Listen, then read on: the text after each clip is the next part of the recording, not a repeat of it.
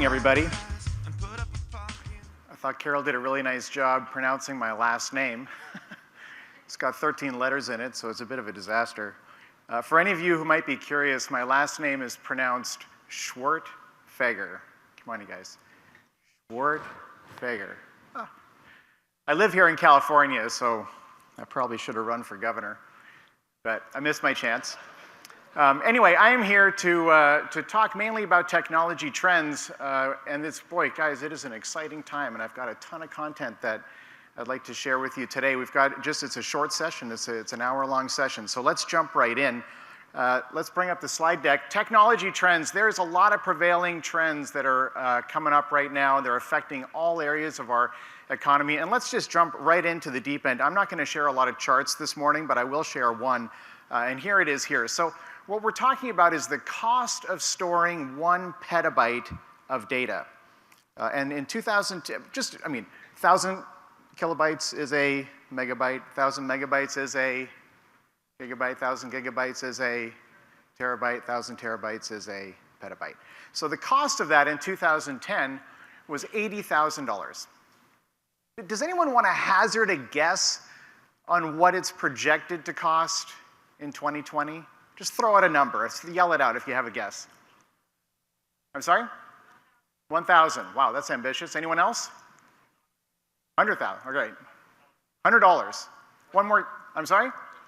$1. Okay. Well, we got the range. We got the range, and the right answer is $4. So this might be my best slide. So just, seriously, just chew on this for a second. This is what's happening, okay? This is what's happening in our economy. And we are truly in an exponential environment. And it's not just happening in data storage. It's happening in data processing, it's happening in data bandwidth, and it's happening in data storage. So we have this really exponential environment. And when people think about exponential environments, they always think about how the curve goes up like that, which it does, right? But the inverse of that is that the cost of any one capability plummets, right? The cost structure in the data environment is collapsing. It's getting cheaper and cheaper. So you get all these really, some of these are kind of cliche, analysis of exponential, but I'm going to share one. I'm sure some of you have heard this before, but imagine if you had a pond. And on that pond, lily pads start to grow on the pond. And every day, the number of lily pads on the pond doubles. So on the 30th day, the pond is 100% covered in lily pads. So the question is, on what day is it only 50% covered? 29. You guys are accountants. I knew you would know that. But the bottom line is, this is a function of exponential thinking. Guys, as human beings, we are hardwired to think in linear terms. We have to train ourselves to think. I do it myself. I mean, we all individually have to constantly train ourselves because our instinct, truly, our instinct is to think in linear terms. So we have to train ourselves to think in exponential terms. That's part of what we have to do as leaders. To be, a good leader in a lot of ways is to be predictive, is to be able to look into the future. And if you want to do that today, where the single biggest driver in our economy right now is technology, then you need to think in exponential terms. And there's a lot of examples of this. There's one that you've probably heard of as well, which is in the Human Genome Project. So the Human Genome Project was started in 1990. That's when they started it. And in 1997, it was 1% complete. And so all the pundits, all the doctors and scientists that were involved in this process were like, oh my gosh, we're going to need 700 years to finish this. It took 7 years to get to 1%. We're going to need another 700 years to get to the end. But that's not what happened, is it? And some people saw it. There's actually one guy, I'm sure some of you here follow Ray Kurzweil, a really fascinating guy. He's the guy who wrote The Singularity. A really fascinating guy. He works for Google today. Anyway, he said, no, if we're at 1%, we're almost done. Think about that. If we're at 1%, we're halfway there. Because if you're scaling at 100% a year, if you're doubling every year like those lily pads, 1% is how many years from 100? 6.5, right? First year, 1 goes to 2, to 4, to 8, 16, 32, 64. You got there, right? And that's exactly what happened. They finished it in 2003. We were scaling at 100% per year. We actually came in ahead of schedule. That's what happens in an exponential environment. We are living in an exponential environment. And there's things that are scaling all over the place. Solar is a great example. Solar power today accounts for less than 1% of our global energy production. But it's scaling too. So the global energy consumption, by the way, is growing at about 1.8% a year, roughly. If right now solar is scaling, it's not scaling at 100% per year, it's scaling at 25% per year. But if it continues, and we don't know if it will, but if it continues to scale at that rate, by 2041, it accounts for entire global energy consumption. If it continues at the same rate it's going. By the way, regardless of who's in the White House. I mean, it has nothing to do. Guys, this is technology. Like, I get the political chaos or whatever, however you want to, discuss that, that's fine. But this is technology. This is going to happen either way. Right? Technology is going to move forward either way. And you saw this slide yesterday. This is a really Moore's Law. Moore's Law has been going on now for more than 50 years. And things are changing right now. We're butting up against some obstacles. You can't, it's down to 14 microns right now, so you can't get much closer together than that. But there's other design implications which are effectively continuing the net effect in terms of processing power and the effectiveness of that processing power. But the bottom line is you learn that innovation is a function of capabilities.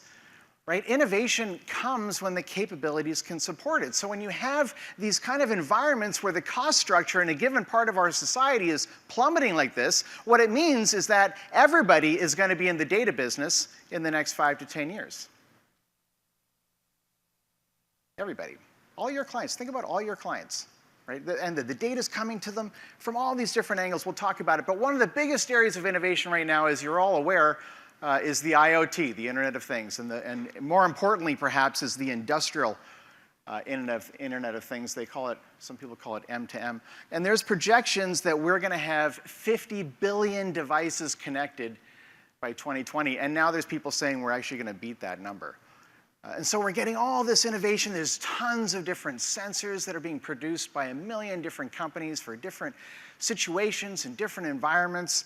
And all the latest developments and the focus of the research today is on long range and Wi-Fi and getting power through Wi-Fi and low power and security and low cost and so on. And the data that's being aggregated is coming to these businesses of all levels through their ERP platforms. One of the biggest ROIs in the big data space today is in predictive maintenance. That's kind of the lowest hanging fruit. Again, think about your clients. We've only got an hour together, guys, so when we talk about these things, think about the implications. Is this relevant for your clients? The whole point is, how do we expand the conversations you're having with your clients? You guys have a seat at the table with the CFO, some of the most powerful people. CFO is usually the number 2 person in the company. And you've got access at that point. So how do we widen that conversation? That's what this session is about. To give you some ideas of things you can talk about. Predictive maintenance is the lowest hanging fruit in data today. That's where the positive ROI is coming from. And we're seeing implications in manufacturing, right? We're seeing implications in the distribution sector. We're seeing implications in mining, of course, unbelievable implications in mining, oil and gas, right, refineries. We're seeing implications in the alternative, the new energy, the renewable energies, like the solar farms that are being produced, wind farms as well. It's having huge implications in facilities management, right? This room probably has 200 sensors, at least, right, that are being aggregated somewhere. Probably the best example of facilities management in terms of data right now is the Hudson Yards project, which is going up in New York City right now. It's going to be the most censored residential environment in the world when it opens, but of course that won't last long because there's other projects coming up which will have even more, right? And then all this data is being aggregated into this smart grid. Probably the best example of that today is Singapore. Unbelievable the things they're doing. And they're not the only ones. It's happening right here in our country as well. So we truly are in this exponential environment, right? So what I invite you to do for the next, I've got basically 45 minutes left, is to take a step back. You all have your clients, you have your goals, your milestones, your deadlines, quarterly earnings calls. The next 45 minutes, just take a step back.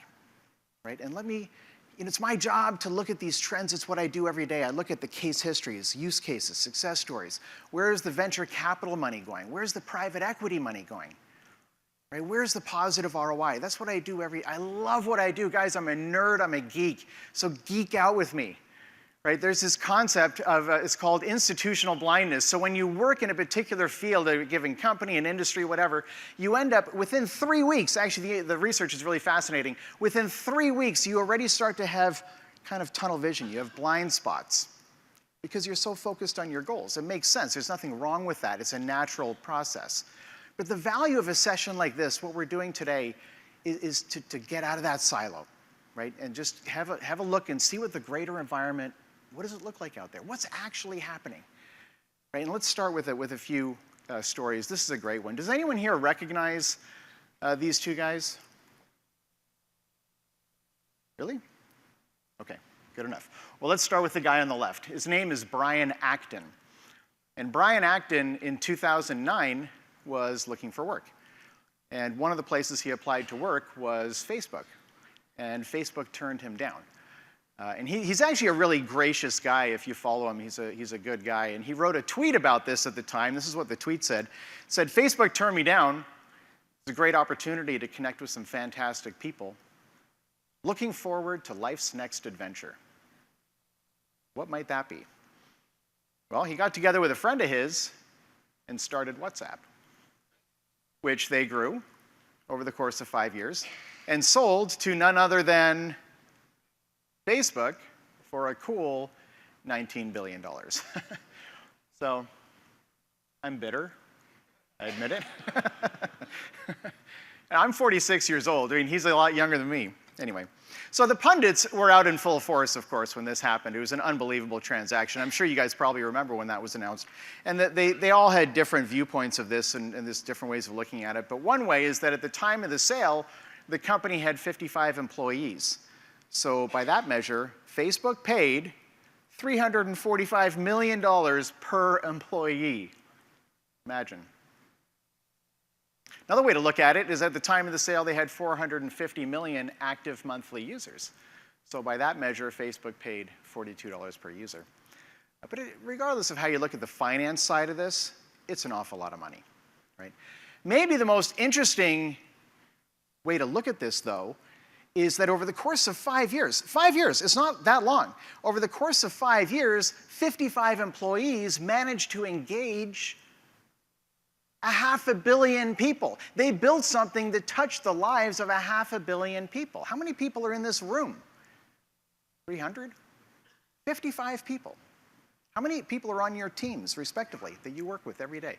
In 5 years, 55 employees built something that touched, and it speaks to the leverage that's in the system today. Guys, every time you hear a presentation from a speaker like me, there's always a few messages that he or she is hoping that you'll walk away with, and this is one of mine, leverage, right? There is more and more leverage in the system every day.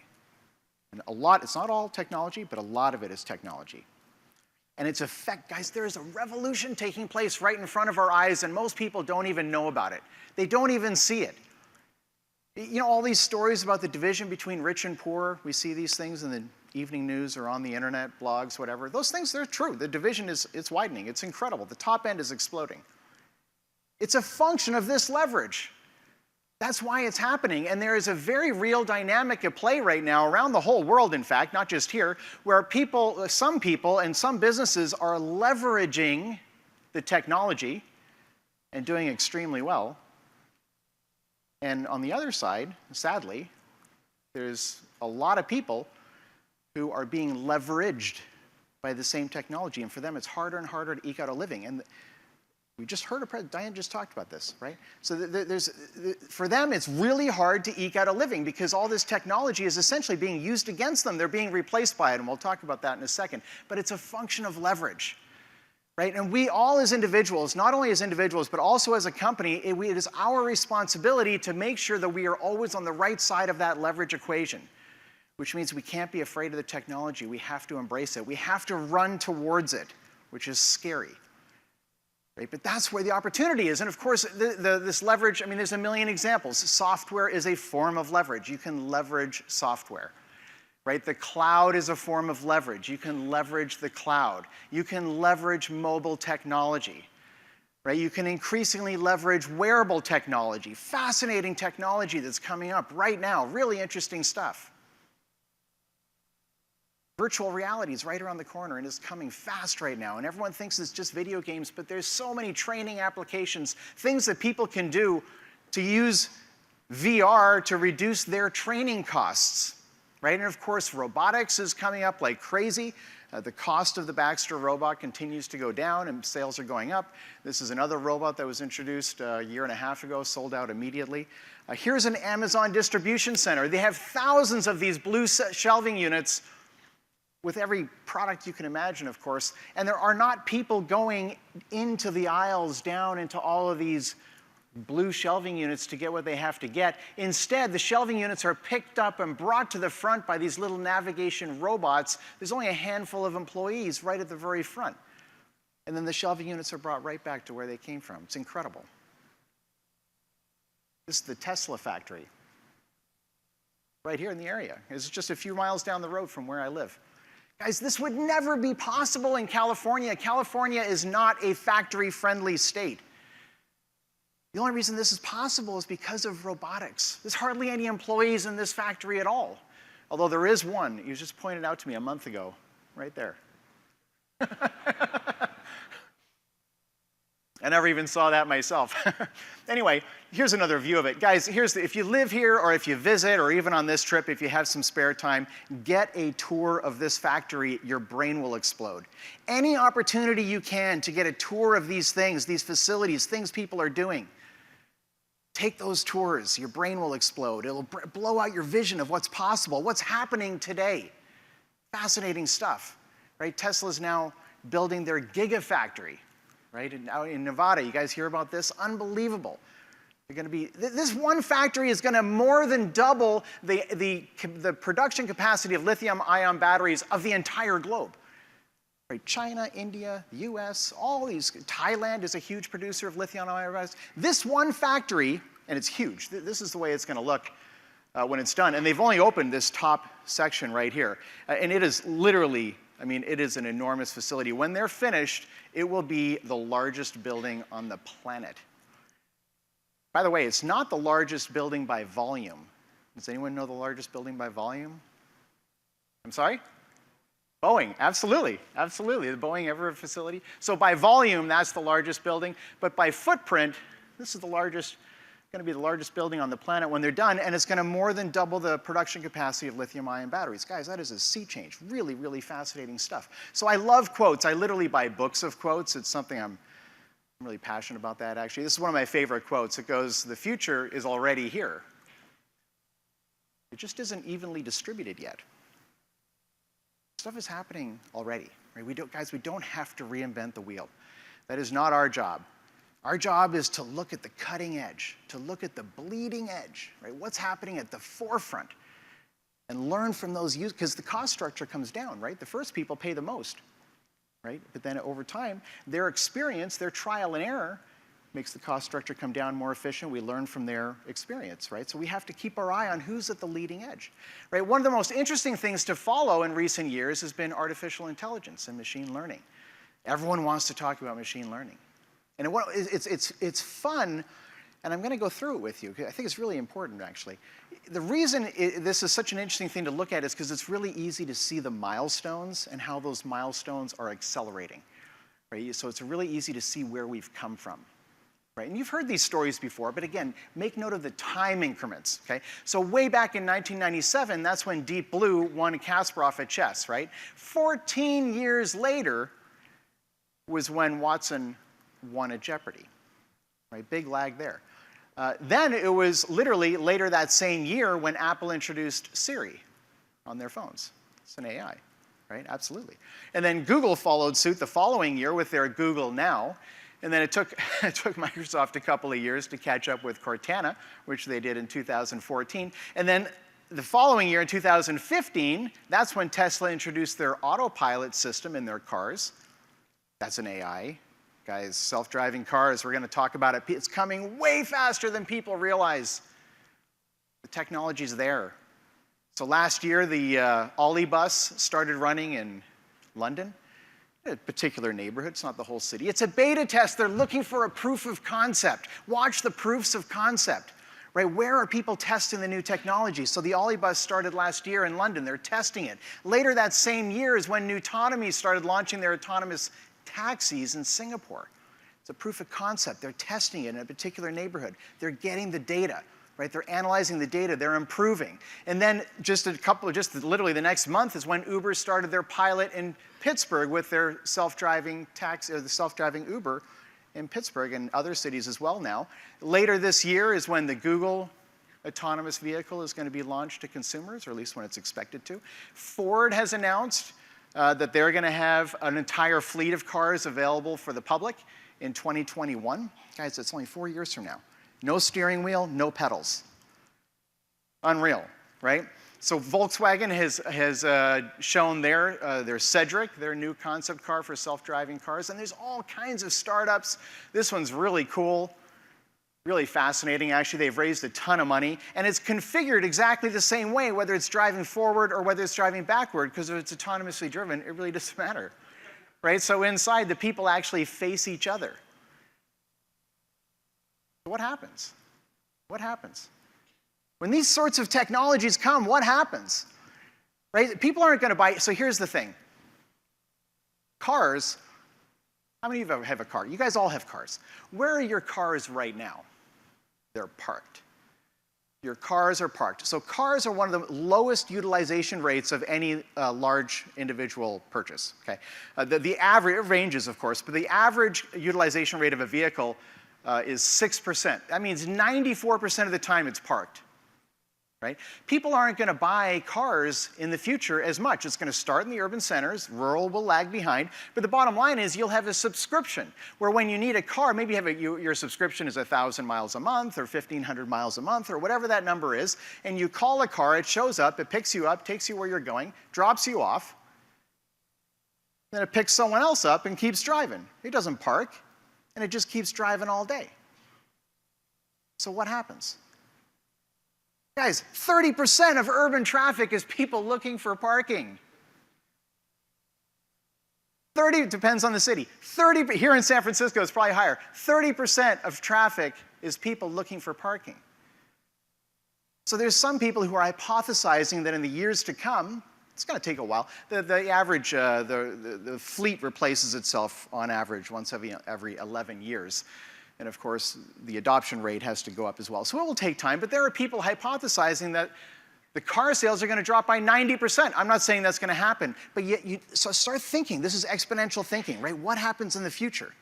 What could happen in the future? These are the sorts of things we're talking about. Really fascinating. And then, of course, last year, I'm sure many of you heard about the Alphago Victories. For anyone who didn't, Go is it's a board game. It's like chess, so it's actually infinitely more complex than chess, but people put them in the same category. But the experts in AI and so on, they thought that it would be another 10 years at least, maybe 20, before an AI figured out how to play this game, because there are so many different ways the game can play out. Like, you really can't actually mathematically calculate all the different options and then rank them by some sort of priority scale. You have to do it a different way. And so they used machine learning as a way to do that. So what is machine learning? Guys, this is a perfect example. You need to hear it. This is unreal. And I'm sure many of you work with these technologies already. But again, think about your clients, right? Think about what's possible, because this is coming in a hurry. So here's what they did. This is incredible. So they built the platform, and they initially gave the platform 100,000 human games that had been recorded from contests or whatever. And the objective for the platform was to mimic human behavior. Mimic human behavior. Then, and this is where it gets crazy, then with that knowledge that the computer had, the platform had, they allowed the computer to play itself 30 million times. Way more than any human could possibly play in a lifetime. With a different objective. And the objective was to avoid past errors. The simplicity of this is deceptive. Okay? Avoid past errors. And after that, they beat the world champion. With those two steps, right? And they did that last year in March. This guy, Lee Sedol, in fact, they just beat another world champion in China literally last week. So, and then here's where it gets insane. So then the developers, which came from a company called DeepMind, which is based in the UK, by the way, purchased by Google in 2014. Brilliant, brilliant people in this organization. Anyway, the developers went into the logs to see how the computer decided on the moves that it made, and they could no longer figure out what the computer was doing. So it's just a matter of time.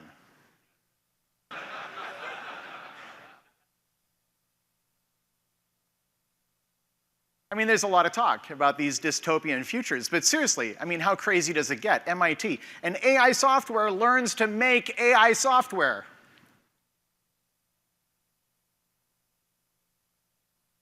Fastest supercomputer in the world today is in China, running 3.2 million Intel cores. 3.2 million Intel cores.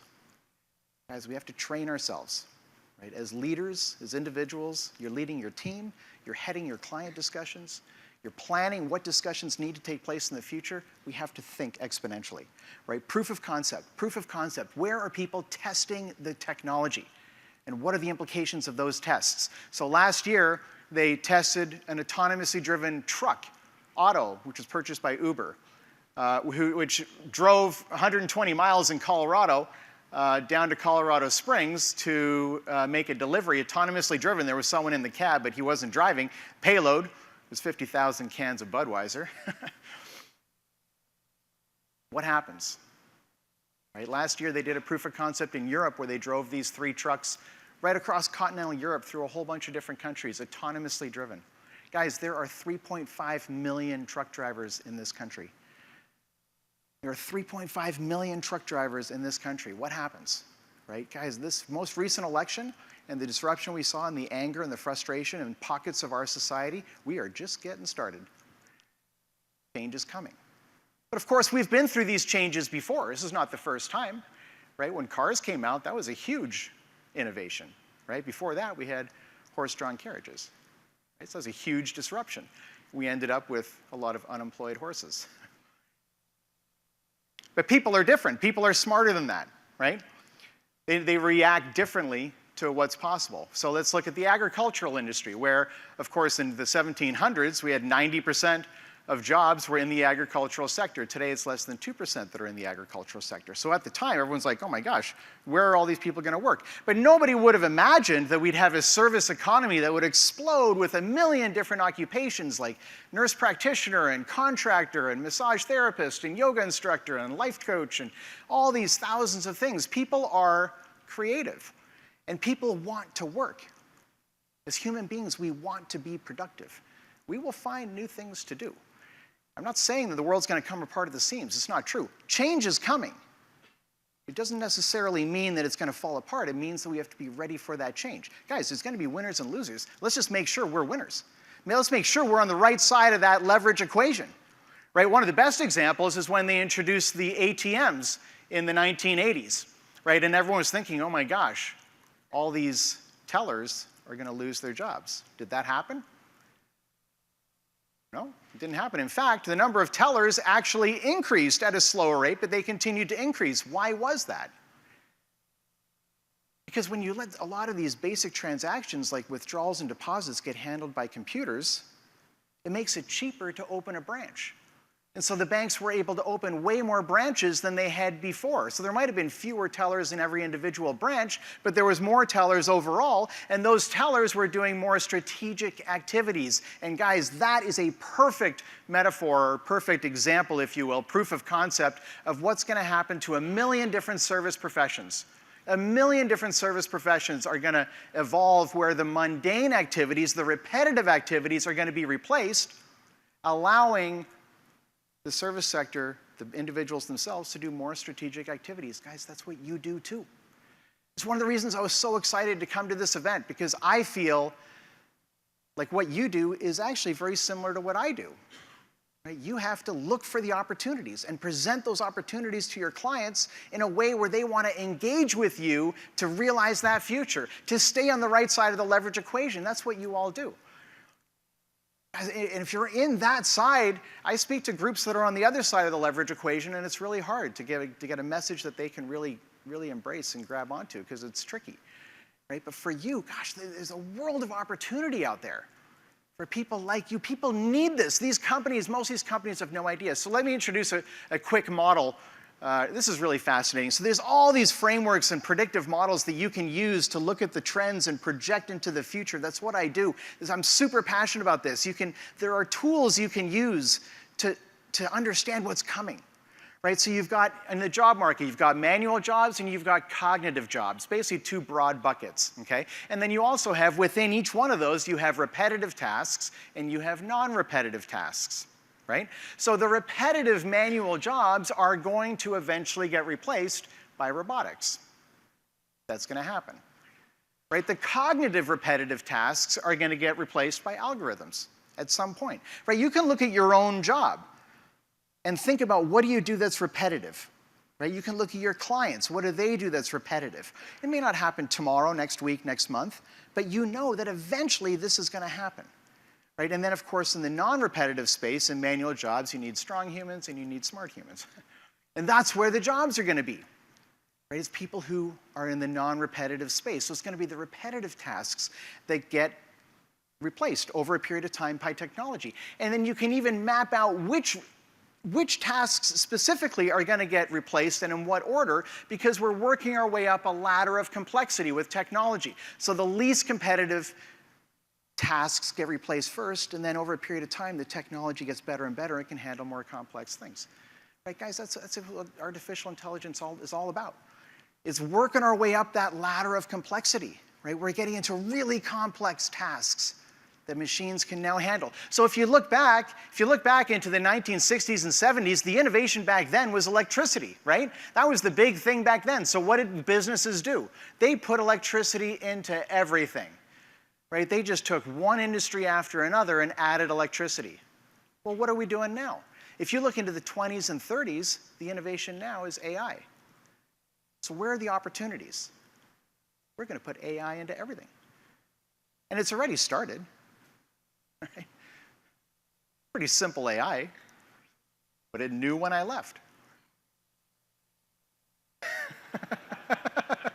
It knew when I left. But we're using it already, right? We're using it in our email systems are using AI already today. If you're looking for a movie on Netflix, it's influenced by AI. Pandora is the same thing. Of course, there's AI on our phones now, as I mentioned earlier. And now we've got the whole Amazon Alexa, right, which is one of the prizes that you guys have, by the way, if you get your card scanned, and Google Home.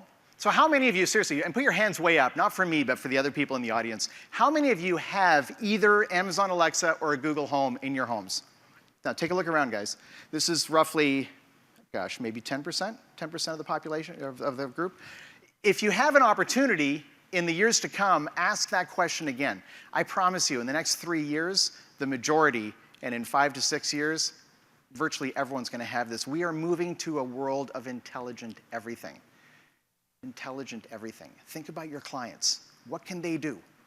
Right? We need to have these conversations with our clients. I do too. Change is coming. There's going to be winners and losers. Let's make sure we're winners. Right? These are disruptive technologies. There's different types of innovation, right? There's incremental innovation and disruptive innovation. Incremental innovation comes from the center of the field of expertise. Disruptive innovation comes from the sides. So let me just give you an example of that. So obviously, Apple disrupted the music business, right? And then they also disrupted the phone business, and then Google did the same thing with Android. These are what I refer to as adjacent markets.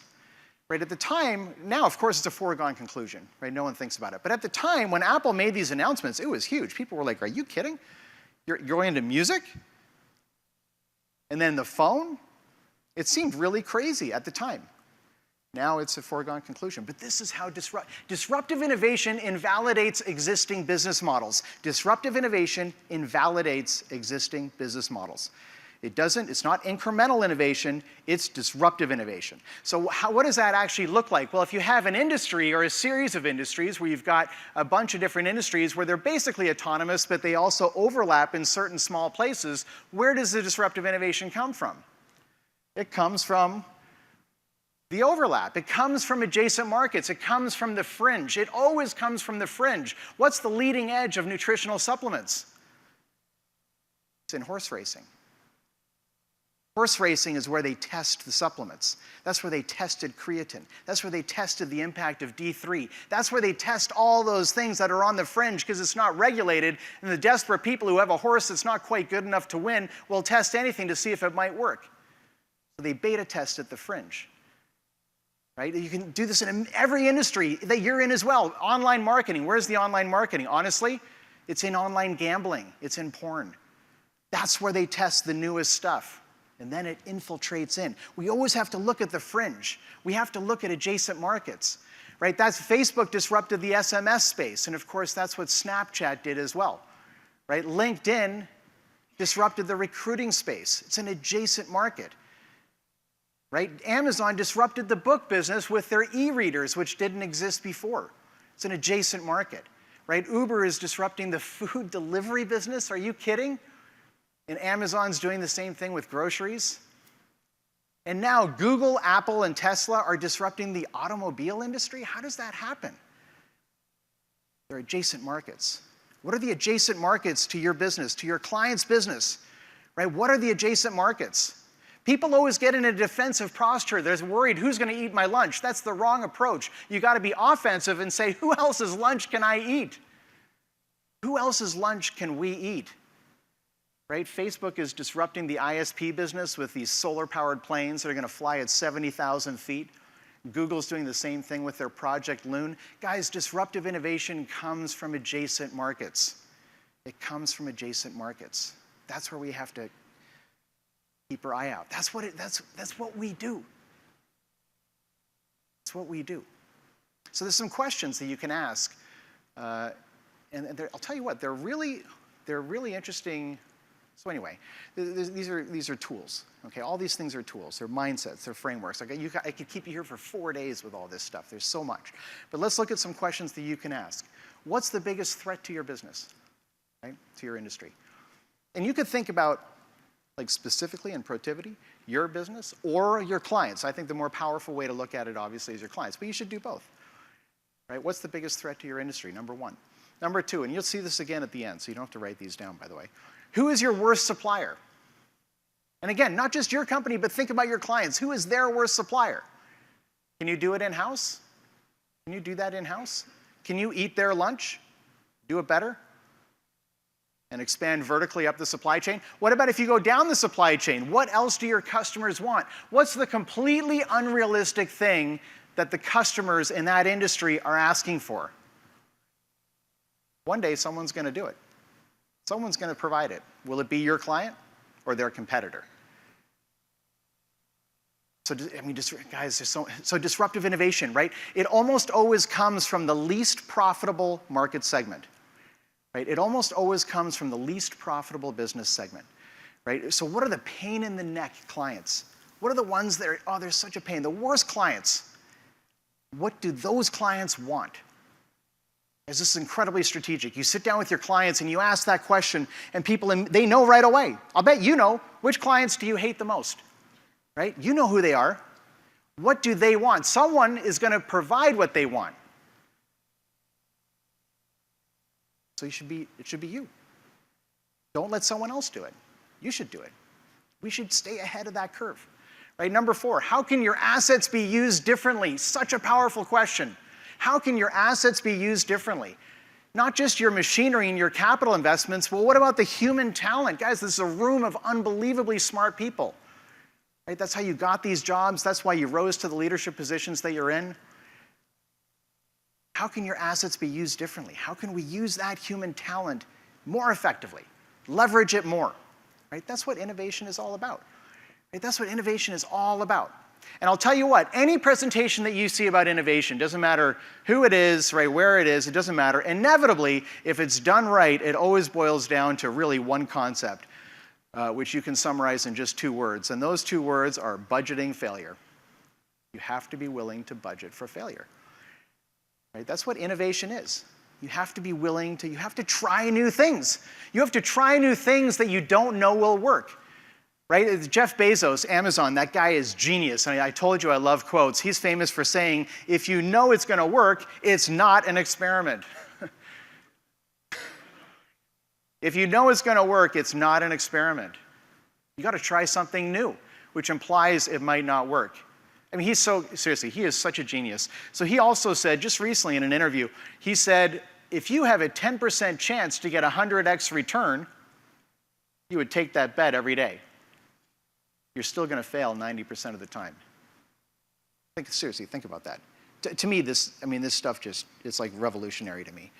You're still going to lose 90% of the time. Even though, mathematically, we all know, if you have a chance at a 100x return, you got a 10% chance of getting it, you would go after that every single time. You're going to lose 90% of the time.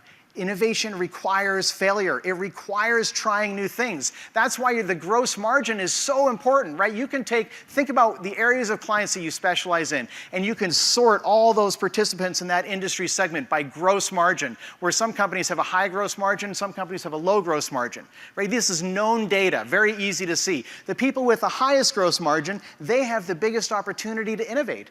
They do it first because they can afford to lose, right? Look at it, and by the way, professional services does not really apply to this because the gross margin there is different because it's human talent that's being sold. But in any kind of other company, look at Google, right? Look at Google. Their gross margin is like 90 whatever percent, 98%, because there's no direct cost to what they sell. It's digital, right? So they have a huge gross margin. So they're the ones who innovate first, right? Because the bottom line is if you're further down the pack, you don't have that much gross margin, you can't afford to lose that much money, right? So you're better off letting the high gross margin players test it first. Let them spend their money, let the cost structure collapse over a period of time, and then you can see when it starts to get close to where your client is and say, we need to do this now. Now's the time, right? Maybe today isn't the right time. Maybe their gross margin is so tight, you can't afford that risk. That's cool, but when do you need to pull the trigger? You can figure that out. You can see the future. You can see these things and tell them, okay, now we got to do it. Next year or two, the time is now. We need to use these technologies. You're going to get it cheaper than the people who did it 4 years earlier. Right? That's what innovation is all about. So it's, there's that whole saying, you see the forest through the trees. Guys, this is what I do. This is what we all do this. Right? Most people, they end up in the trees. Right? They end up in the trees. And there's, again, it's institutional blindness. There's nothing wrong with it. This is natural, right? That we end up in that space. You guys are super busy. I know there's a lot of pressure. I know there's deadlines. I know all those things, right? But spend more time out here, right? Have an hour a week, right? Friday afternoons when things slow down. Allocate, put it on your calendar. Give yourself 2 hours to go step back. Right? And look at some of these models, some of these frameworks, right? Even the ones I've mentioned here in this presentation, you can use these to get a really clear idea of where things are going. My message for you this morning is just to think bigger, to think way bigger about what's possible. This is such an exciting time. Like I get so excited about this stuff. Right? And so there's a lot of interesting research about this too, by the way, is the whole idea of thinking bigger. I study leadership. I read books by the dozen. I'm totally into this stuff. And there's really interesting byproducts when you think bigger. And one is that you end up inspiring everyone who's around you. All your people in your team, they get inspired by when you think bigger. Your customers get inspired. Your competitors get inspired when you're thinking bigger. It inspires everybody if you think bigger. Right? This is the law of state transfer. When you're talking with someone, your emotional state will tend to transfer to the other person. If you're excited about the future, that excitement will transfer. If you're afraid of the future, that fear will transfer.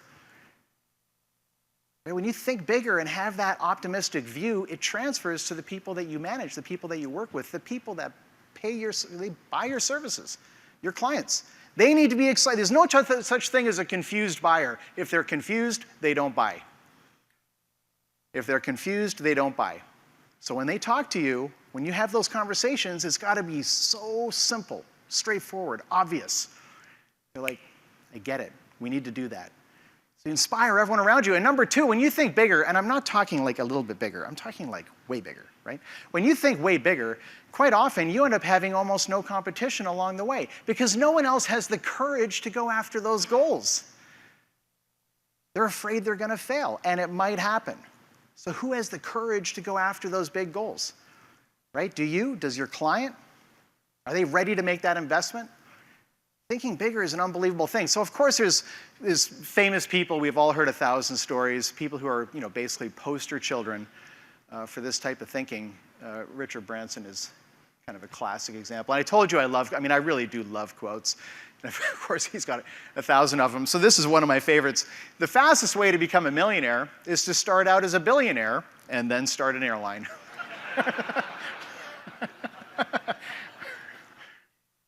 Genius. Genius. But anyway, so he started Virgin Galactic. Like, how much bigger are you going to get than that, right? Any competition? Not much.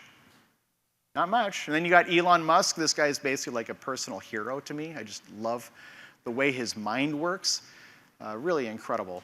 Unbelievable. So he's the guy who's, for anyone who doesn't know, I'm sure you all do, he's the guy who started SpaceX, the first private company to deliver cargo to the International Space Station. First private company to do it. And they're reusing their rockets. I'm sure you guys have followed that story. They're sending up the rockets and then bringing back the first stage so they can use it again. So even that alone, guys, think about this stuff. So just one more question here, right?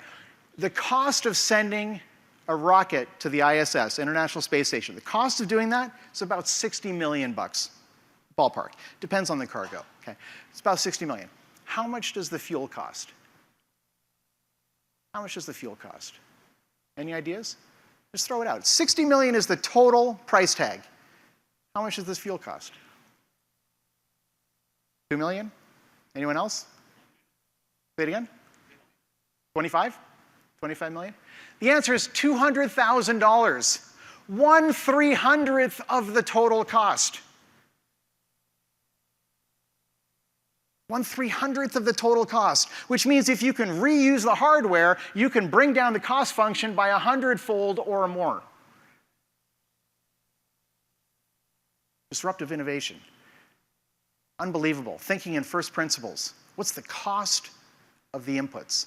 That's what they're doing in the Giga factory in Nevada. What are the costs of lithium-ion batteries? Just the straight raw materials, right? Think in first principles. How do you completely turn an industry upside down? That's what they're doing. And the first time they pulled it off was just right at the end of 2015, just before Christmas, 2015. And when they did it, their employees partied like it was 1999. I'll tell you what, the average age of these folks are 27 years old on average. That makes them millennials. Let me tell you something. It's true what we heard earlier. They get a bad rap. People say they're lazy, apathetic, and entitled. It's not true. Those millennials will work harder than anyone you've ever seen if you give them something inspiring to work towards.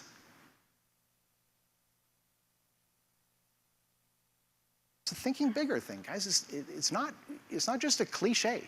You inspire everyone around you by thinking bigger. It's true. Like there's examples of this everywhere. Right? You want to get those people engaged? Do something bigger. They all want to change the world. They want to be part of something bigger. These people who work at SpaceX and Tesla, they're working 14 hours a day and they're doing it with a smile on their face because they're changing the world. Right? How do you bring that message to your clients? Say, we have an opportunity, we've got an asset we're already paying for. Let's get them engaged. Let's get them fired up. Right? So Elon Musk started Tesla. Is there any competition with any of this stuff? With the SpaceX, not much. With Tesla, not when they launched. No one thought to produce a high-performance electric car. They all wanted to produce slow, ugly electric cars, right? But Tesla said, no, we're going to give the customer what they want. We're going to do it the big way. We're going to do it the way the fantasy way. Right, so last year they introduced their Model 3 and got 400,000 pre-orders, way bigger than any car launch in history. Why? Because people were inspired by what they're doing. Right? And then they introduced the Powerwall. I don't know if you guys have seen this. For anyone who's not familiar, this is basically an attractive battery. It looks pretty. It's like a work of art. You put it on your wall. It's a battery, and you connect it to the solar panels that are on the roof of your house so that the battery can charge during the day, you can use it at night, and disconnect from the power grid entirely. Any competition? Nope. Right, this is their 2.0, their new version. All these stories, right? You've heard a million of these stories. They're all the same. Right? These people these leaders that we have in our world that inspire us, that drive us forward, what are they all doing? They're thinking bigger. They're taking those risks. They're inspiring everyone around them. Those two things happen as a result of each other. Right? So at the end of the day, it's a conversation about leadership. It's a conversation, my presentation isn't a presentation about technology trends or disruptive innovation. It's about leadership. It's about leadership. It's about the extent to which we're willing to step up and say, yeah, we'll do it, right? And in order to do that, you have to get out of that institutional blindness from time to time. Plan for it, right? Friday afternoons, whatever it is, do a meeting once a month with your leadership team or with your client's leadership team and blow their brains out, right? So that they think differently. Tell them some of these case histories. Get that dialogue going. You can do more than just compliance. You can do so much more, right? There's so many opportunities to make sure that your clients are on the right side of that leverage equation, right? My presentation's all about leadership and about thinking way bigger. And I truly am, like what I said before, one of the things I love about this, I speak to the most insane, you wouldn't believe the diversity of audiences that I have an opportunity to, and I love what I do, I truly do. But there's a unique opportunity here because I view what you do in your businesses is not that dissimilar to what I do. But we have to have the courage to step out and introduce those concepts to our clients. So these are those 4 questions. Again, you're going to be having, after the break, we're going to a break here in just the next 5 minutes, but after that, you're going to have some breakout sessions, and people are going to be referring to these questions again in those breakout sessions. So start thinking about these things, right? And there's one that I didn't include here, but it's what's the least profitable market segment of your clients, of your primary client? What's their least profitable market segment? There's an opportunity with that group. So think about these questions, because these questions can inspire. The ideas are going to come from all of you. So, and I'm super grateful to be here. Thank you very much for your time this morning. I'm going to be here in the break. My favorite part of my job is talking to people afterwards. People always have incredible stories and ideas. I love hearing them. So I'll be here at the break. I'm also going to be here at lunch. Unfortunately, in the afternoon, I have to run because I have to catch a flight. But I'm thrilled to be here, and thank you so much for your time this morning. Thank you.